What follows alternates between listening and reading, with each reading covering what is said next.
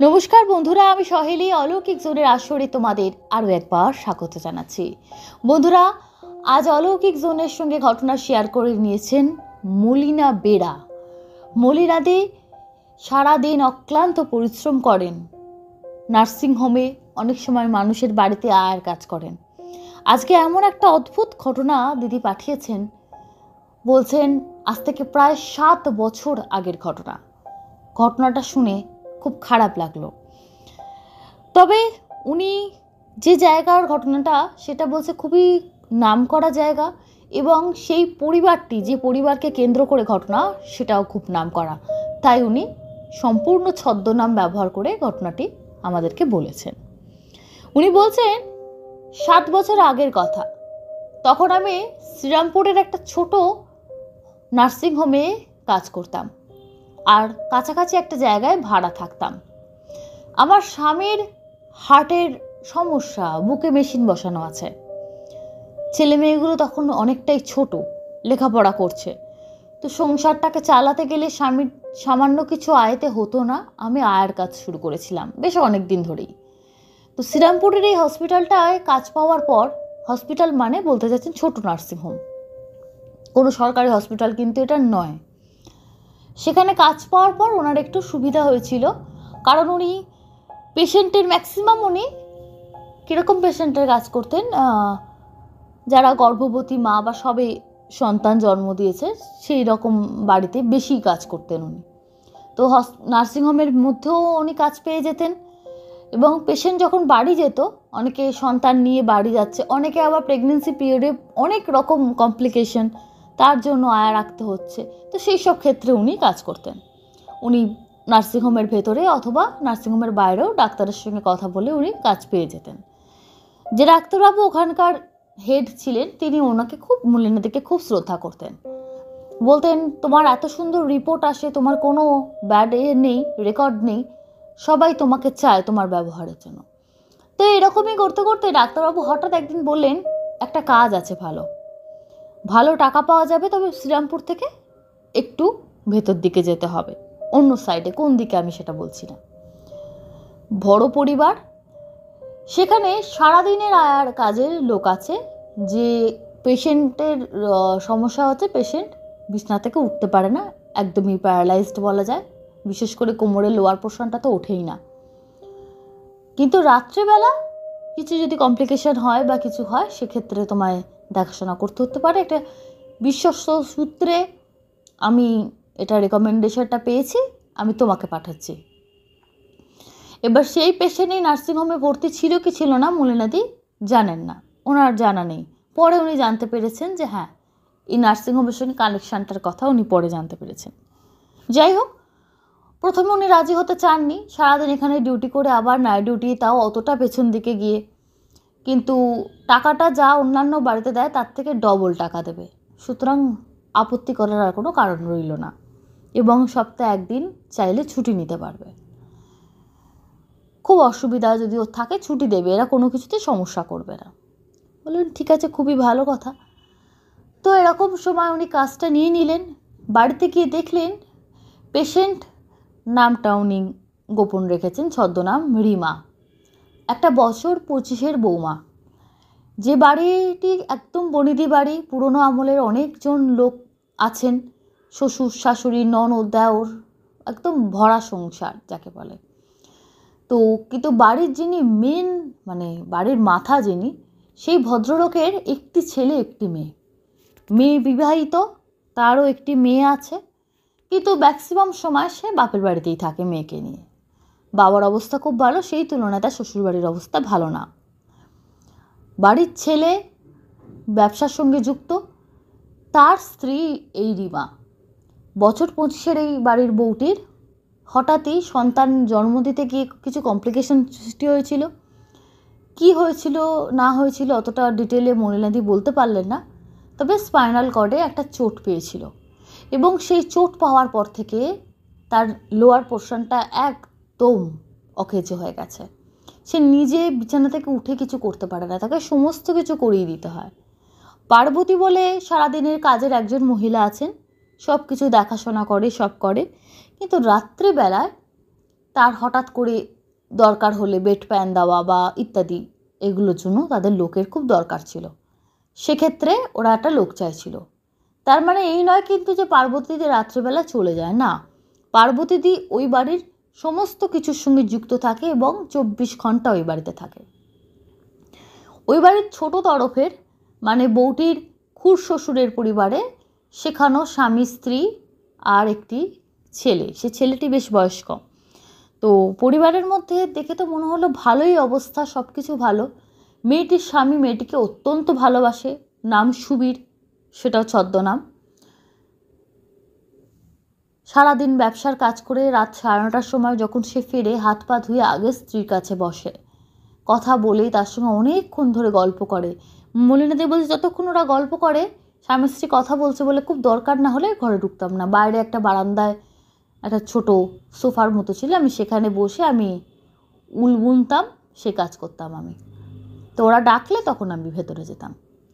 তারপরে রাত হয়ে গেলে হাজব্যান্ড অন্য ঘরে চলে যেত, কারণ পেশেন্ট যেহেতু এই আলাদা ঘরে থাকতো। কিন্তু বাড়ির আদার্স তাদের ব্যবহার বেশ সপ্তাহখানেক যাওয়ার পরেই মলিনাদি বুঝতে পারেন, যখন সে বউটি থাকে দোতলায়, একতলা থেকে খাবার আনতে যেত বা কোনো প্রয়োজনীয় জিনিস আনতে যেত, যে বাড়ির শাশুড়ি ননদ খুড় শাশুড়ি এরা কিন্তু বাড়ির এই বৌমাকে নিয়ে একদম সন্তুষ্ট নন। যেতে আসতে কিছু কথা কানে আসতে শুরু করলো। তারপর পার্বতীদির সঙ্গে যেহেতু একই কাজ করে দুজনে, একটু বন্ধুত্ব মতো হয়ে গেল। সে আস্তে আস্তে শেয়ার করতো কিছু কিছু কথা, তবে খুব সামলে, যাতে কেউ সামনে না আসে। যখন ওরা স্বামী স্ত্রী ঘরে গল্প করতো, বাইরে বারান্দাটা বিশাল, সেখানে এদিক থেকে ওদিক মলিনাদি ঘুরে বেড়াতেন। তখন পার্বতীদি এসে মাঝে মাঝে চা দিয়ে যেত এবং কথা বলতো দুজনে।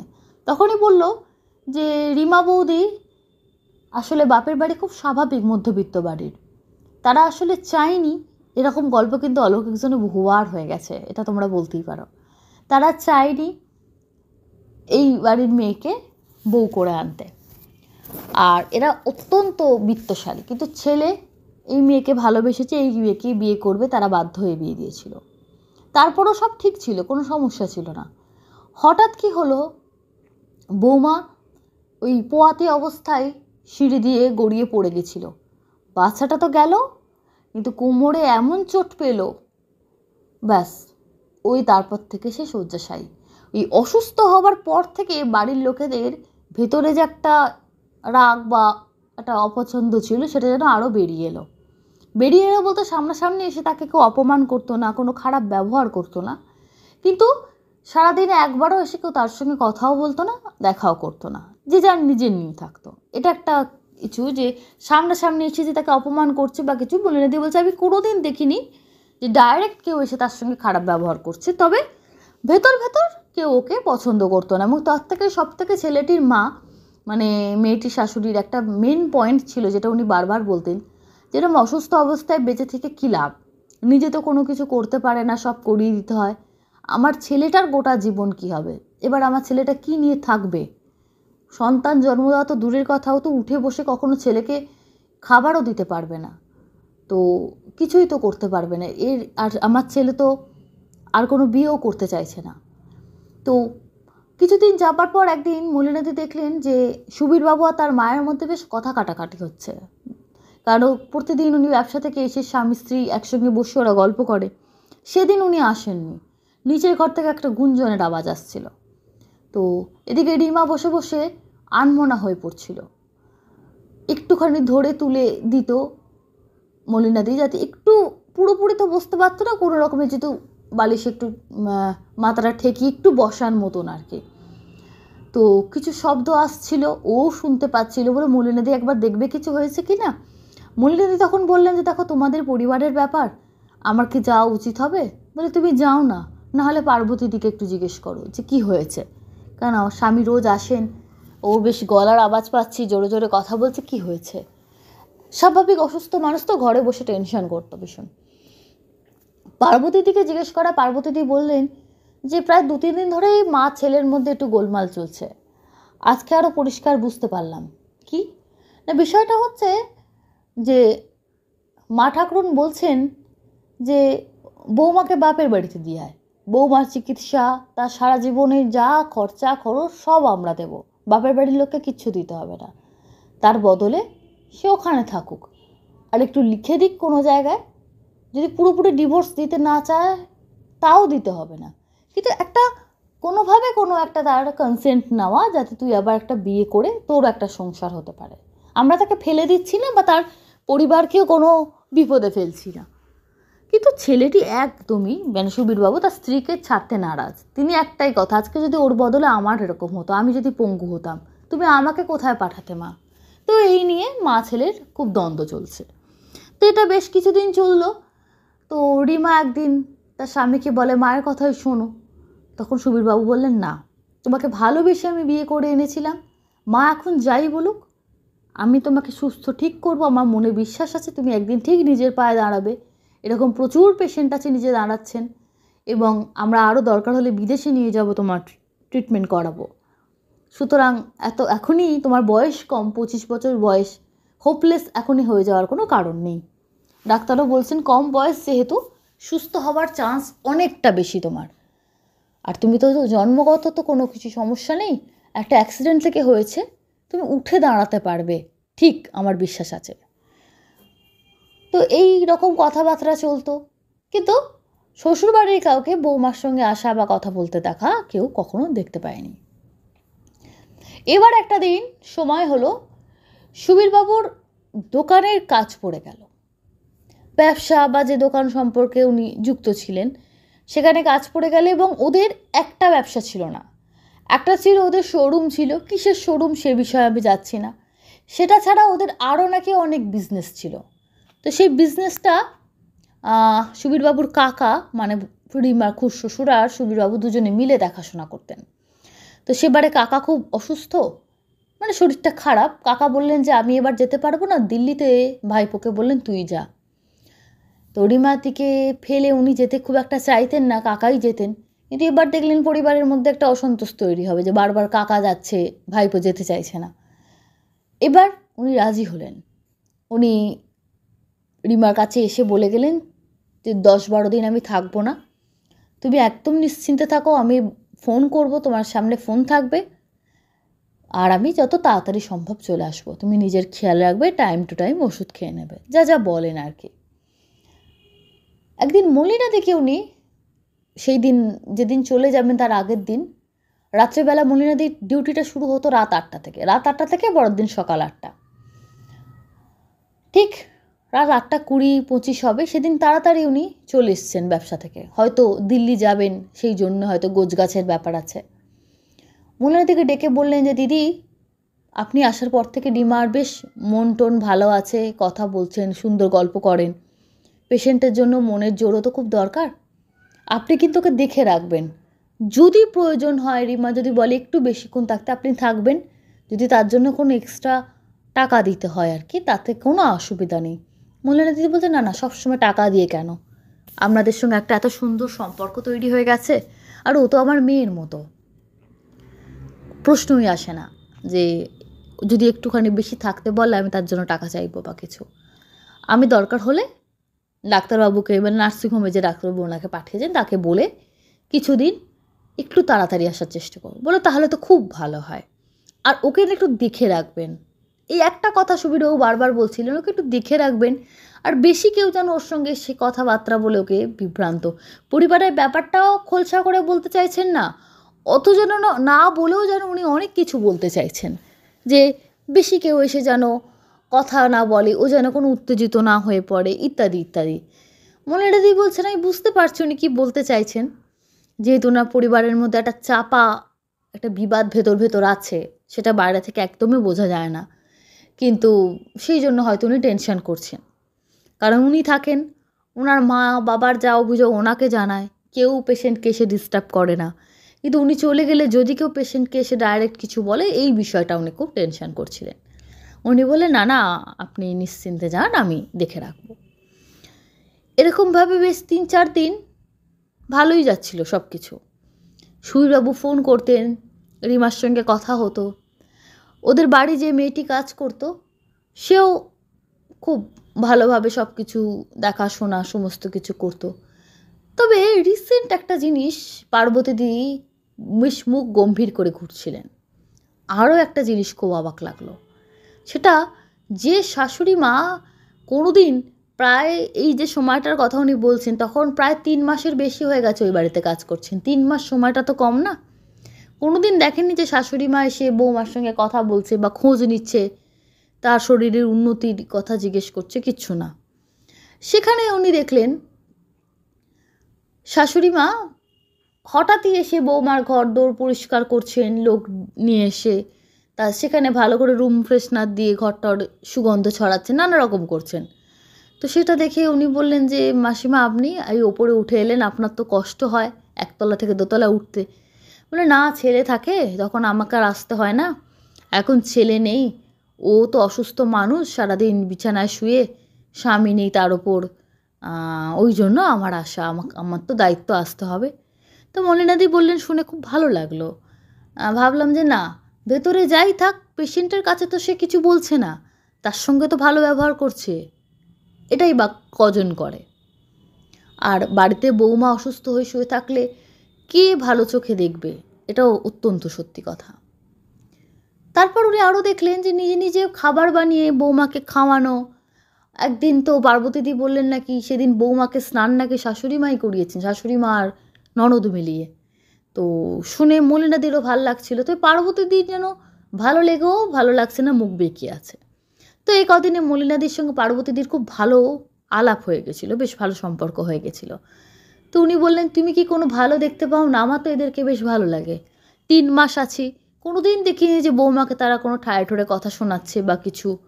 আমাদের মতো পরিবার হলে জানো, এরকম বৌমা যদি শয্যাশায়ী থাকতো, আমাদের অভাবের সংসারে একবেলা অবধি বউকে কেউ রাখতো না।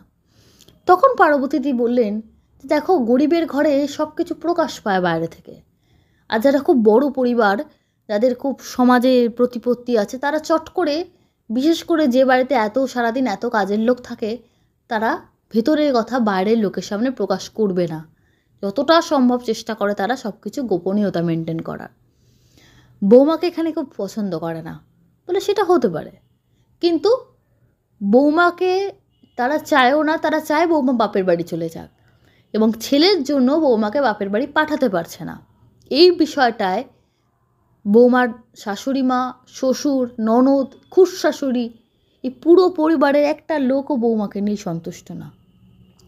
শুধু রিমার স্বামী এবং রিমার ননদের মেয়ে, খুব অল্প বয়সী মেয়ে, 5-6-এ পড়ে, বাচ্চা মেয়ে বলা যায়, এই দুজনই আসে ওর সঙ্গে গল্প করতে। এই দুজনের সঙ্গে যা সম্পর্ক, আর কারোর সঙ্গে এবারে তোর কোনো সম্পর্ক আছে বলে তো আমি এতদিন দেখিনি, তুমি তো 3 মাস কাজ করছো। মলিনাদি আর কথা বাড়ান না, জানি কথা বাড়বে, কোনো কথার কোনো শেষ নেই।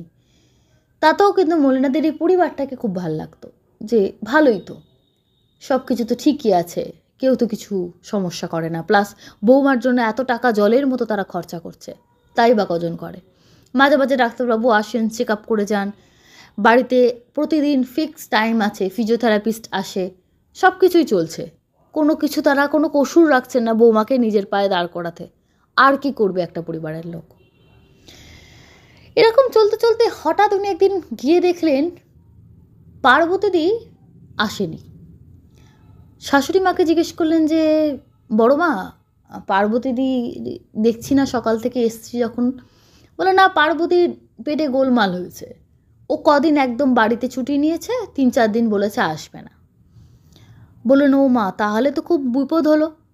এবার রিমাদির দেখাশোনা, আমি তো না রাত্রিটুকু থাকবো, 8টা ম্যাক্সিমাম 8:30, তার থেকে দেরি তো করতে পারবো না, কারণ আমাকে আবার হসপিটালে যেতে হবে। এবারে তাহলে কি হবে? আপনারা কি অন্য লোক নিচ্ছেন সেন্টার থেকে? তখন শাশুড়িমা একটু রেগে গিয়ে বললেন, তোমাকে এত চিন্তা করতে কে বলেছে? পার্বতী ছাড়া কি আমরা জীবনে বাঁচিনি? ওর কাজে আসার আগে কি আমাদের জীবন চলতো না? বৌমাকে দেখাশোনা আমি করব। তো ভদ্রমহিলার পায়ে বাত, বলে আপনার পায়ে বাতের ব্যথা, আপনি দোতলায় উঠতে আপনি বসতে কষ্ট হয়, সেখানে একবার বারবার উঠে আসা, পেশেন্টকে দেখা। বলো তুমি যতক্ষণ থাকবে তুমি একটু করে দিও, সকালবেলা তুমি যাবার সময় চানটা করে দিয়ে চলে যাও, বাকি সময়টা আমি ঠিক দেখে রাখবো।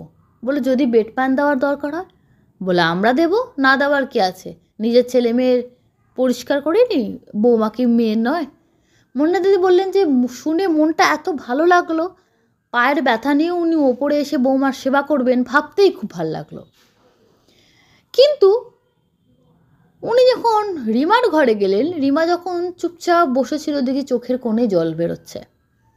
বসে আছে মানে আমি আবারও মেনশন করছি, আমাদের নর্মাল মানুষের বসে থাকার মতন না, ওকে একটু বালিশ দিয়ে উঁচু করে একটু মানে কাত করে দেওয়া হতো বডিটাকে। একদম সবসময় শুয়ে থাকলেও তো বেডসোর হয়ে যাবে, সেক্ষেত্রে উনি মলিনা দি বসে থাকা কথাটা বারবার ইউজ করেছেন।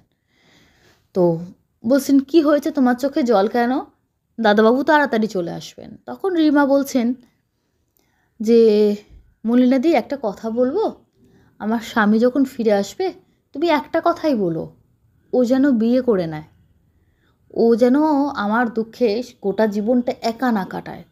ও আমাকে কতটা ভালোবাসে সেটা কিন্তু আমি জানি, হয়তো ওর সঙ্গে আমার আর দেখা হবে না, আর কথাও হবে না, কিন্তু আমার এই কথাটুকু ওর কাছে পৌঁছে দিও। উনি বললেন এরম কথা বলছো কেন, এমন অলক্ষণে কথা বলতে নেই। আরও একটা জিনিস উনি খেয়াল করলেন, রিমার ফোনটা কিন্তু ওর কাছে নেই, যেটাতে ও সুবীরের সঙ্গে যোগাযোগ করতো সেই ফোনটা ওর কাছে নেই। তখন মলিনা দি বললেন তোমার ফোনটা এখানে নেই কেন?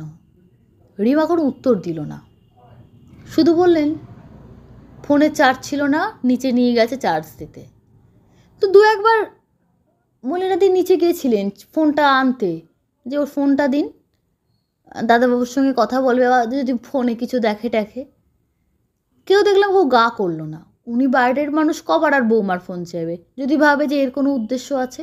উনি আর বেশি করলেন না, কিন্তু মনে মনে ভাবলেন আমি চলে গেলে আবার একা একা ওই ওপরের ঘরে কেউ আসে না ওর কাছে, কি করে থাকবে, ফোনটা থাকলে তবুও না একটা কিছু নিয়ে থাকতো, অন্তত স্বামীর সঙ্গে ফোনে কথা বলতো।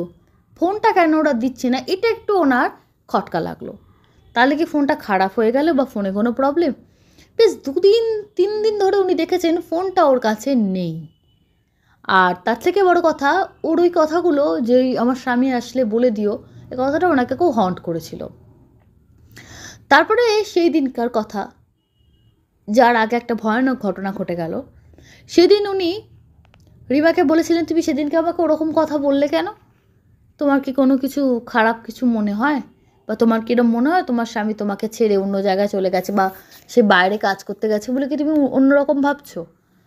তখন উনি বললেন না না, ওর প্রতি আমার অগাধ আস্থা, আমি নিজের থেকে বেশি ওকে বিশ্বাস করি, কিন্তু আমি বেঁচে থাকি এই ঘাড়ে বোঝার মতো এ বাড়ির কেউ চায় না, আর আমারও মনে হয় আমি হয়তো সুস্থ হব না, তো আমাকে আর বেশি দিন কেউ বাঁচিয়ে রাখবে না।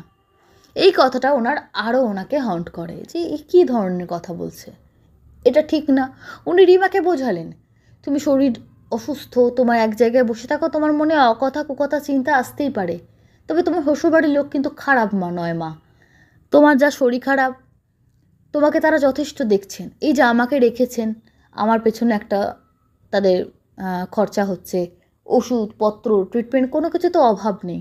আর তার থেকে বড় কথা তোমার স্বামী তোমার সঙ্গে আছেন, কি এসে যায় কে কী ভাবলো না ভাবলো, আর অসুস্থ হয়ে পড়ে থাকলে কে কাকে পছন্দ করে বলো তো, বাস্তব তো এটাই।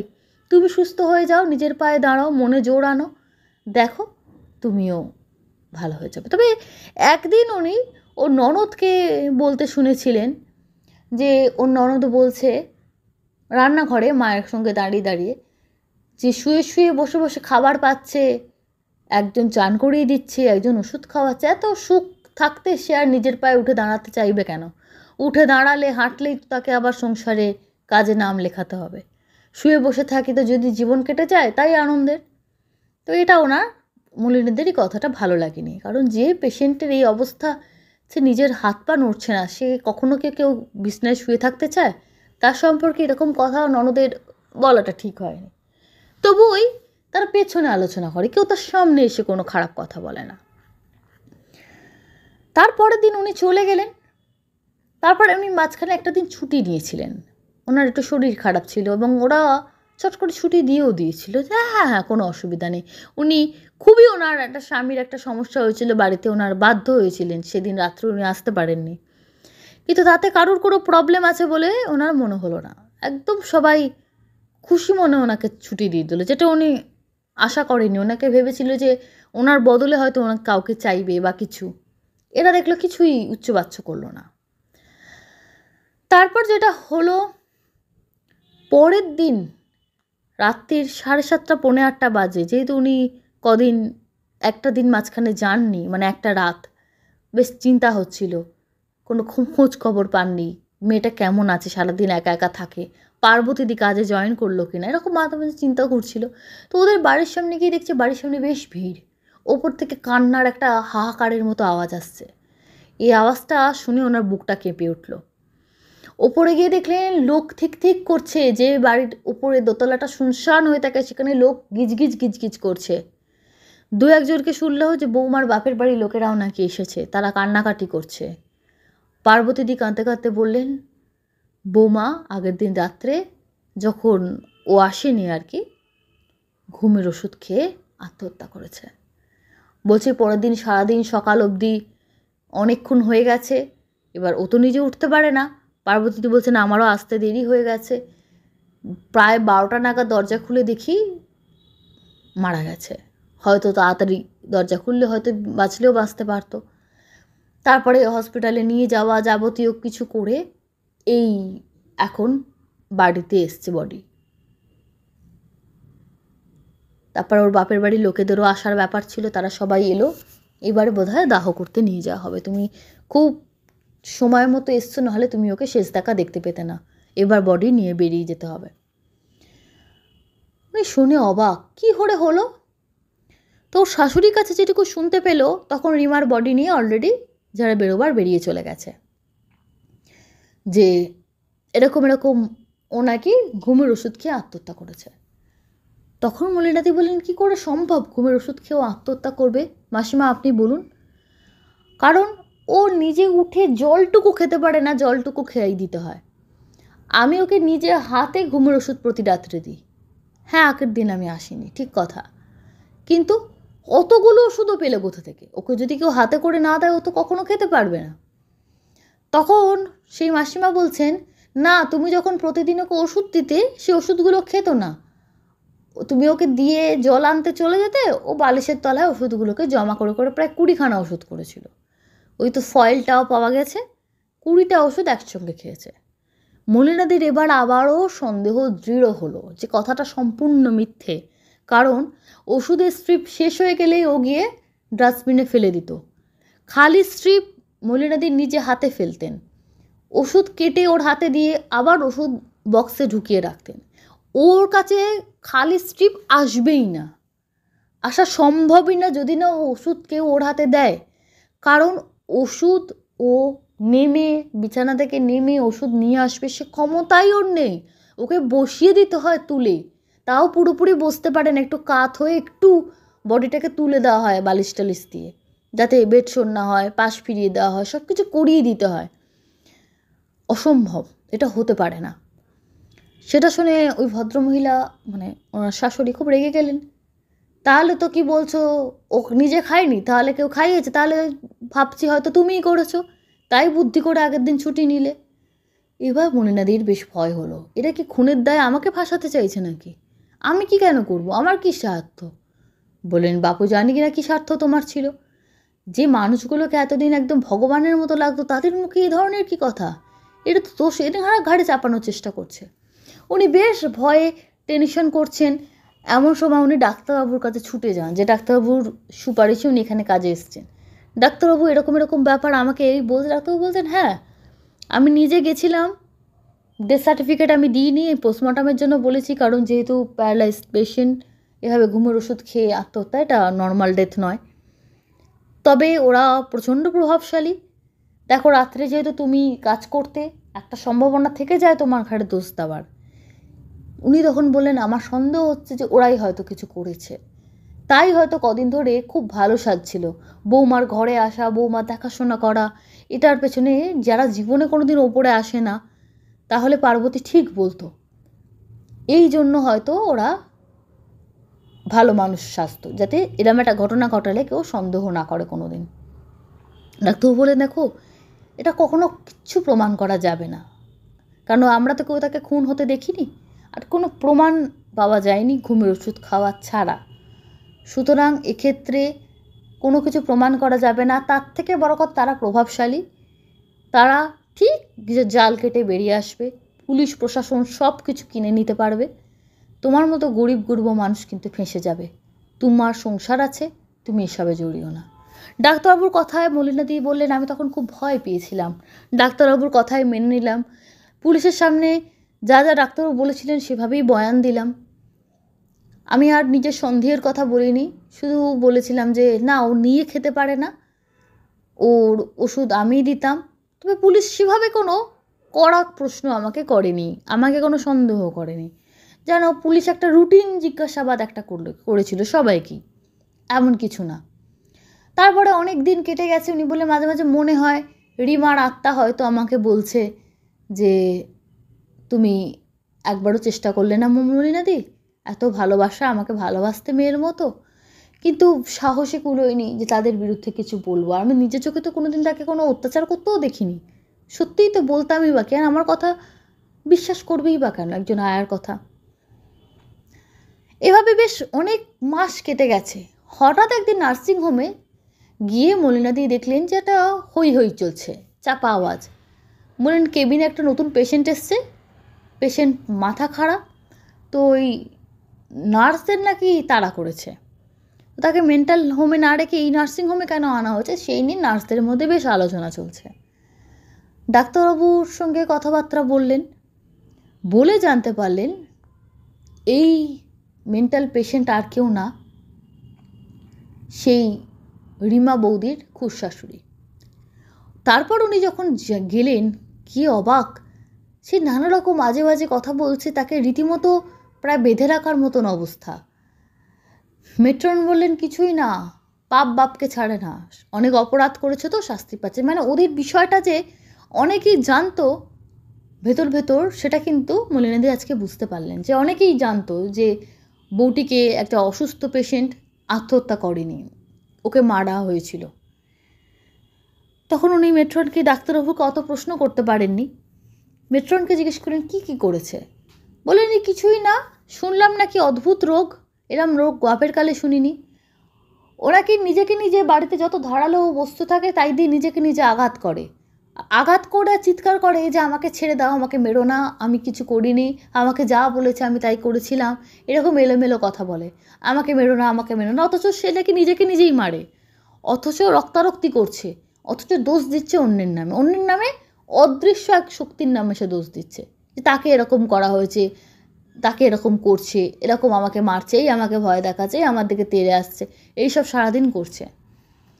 তো ওনার যে যা, তারও নাকি বলে একটা কি কথা বলবে, তখন মেট্রনের ডাক পড়লো, মেট্রন চলে গেলেন, জানা হলো না বাকিটা। তারপরের দিন রিমার ননদকে উনি হসপিটালে দেখলেন। মলিনাদিকে দেখে ভূত দেখার মতো সে চমকে গেল, বলে তুমি এখানে? মলিনাদি বললেন, বাবা, তোমার ভাইয়ের বউয়ের জন্য আমাকে এখান থেকে নিয়ে গেছিলে আয়া হিসেবে, আমাকে এত তাড়াতাড়ি ভুলে গেলে দিদি? নিচে যেতাম রান্নাঘরে খাবার আনতে, কত কথা হতো তোমার সঙ্গে। বলে না না, তোমাকে তো চিনতে পেরেছি, আমার আসলে খেয়াল ছিল না যে তুমি এখানেই চাকরি করো। হ্যাঁ সত্যি তো, তোমাকে তো এখান থেকে নিয়ে গেছিলাম। সে অহংকারী দাপুটে মেয়েও দেখছি কেমন যেন এলোমেলো ঠান্ডা স্বভাবের হয়ে গেছে। মলিনাদি বলে, সত্যি সময় কত মানুষকে পরিবর্তন করে দেয়। বললেন, বাড়ির সব কেমন আছেন? কাকিমার কথা তো দেখলাম মাথাটা একটু গোলমাল হয়েছে। বলে, মা? বলে, আমার মা তো নেই। বলে, মা নেই মানে? কি হয়েছে আপনার মার?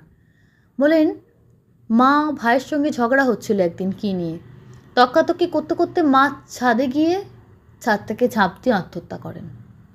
বলে, অসম্ভব?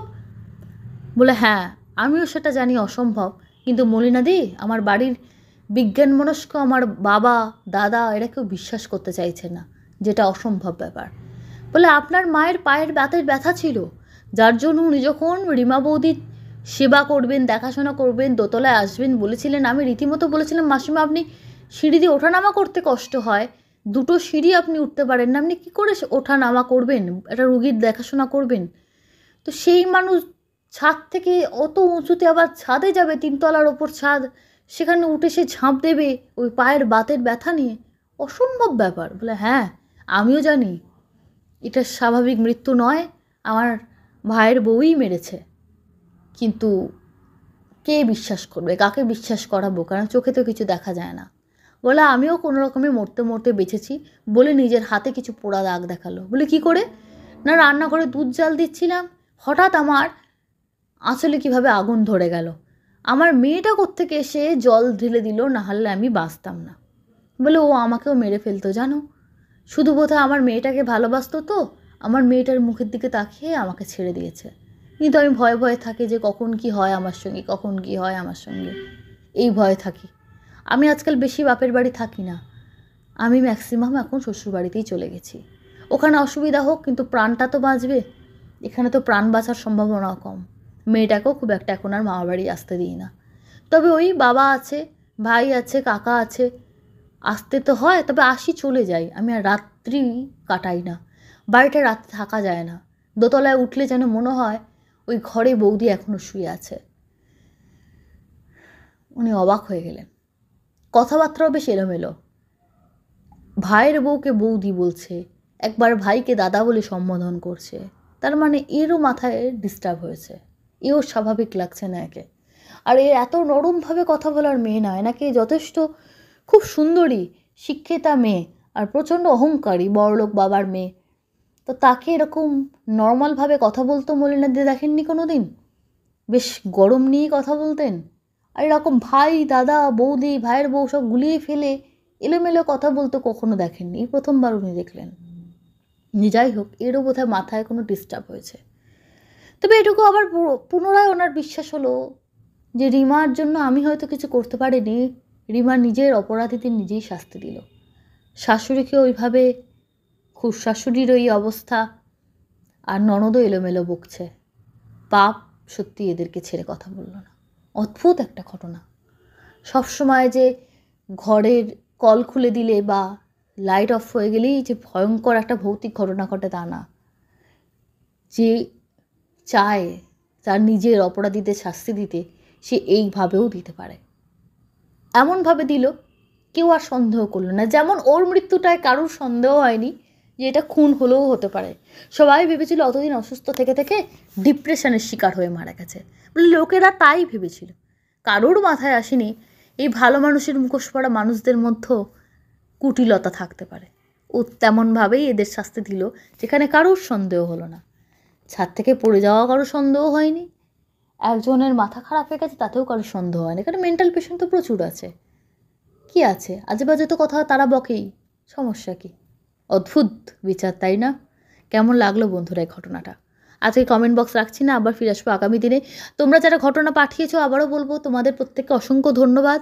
যাদের ঘটনা এখনও পাঠ করা হয়নি প্লিজ অধৈর্য হয় না, আগামী দিনে তোমাদের ঘটনাও আসবে এবং তোমাদেরকে সময় মতো জানিয়ে দেওয়া হবে কবে তোমাদের ঘটনা আসবে। সঙ্গে থাকো, ভালো থেকো, সুস্থ থেকো, শুভরাত্রি।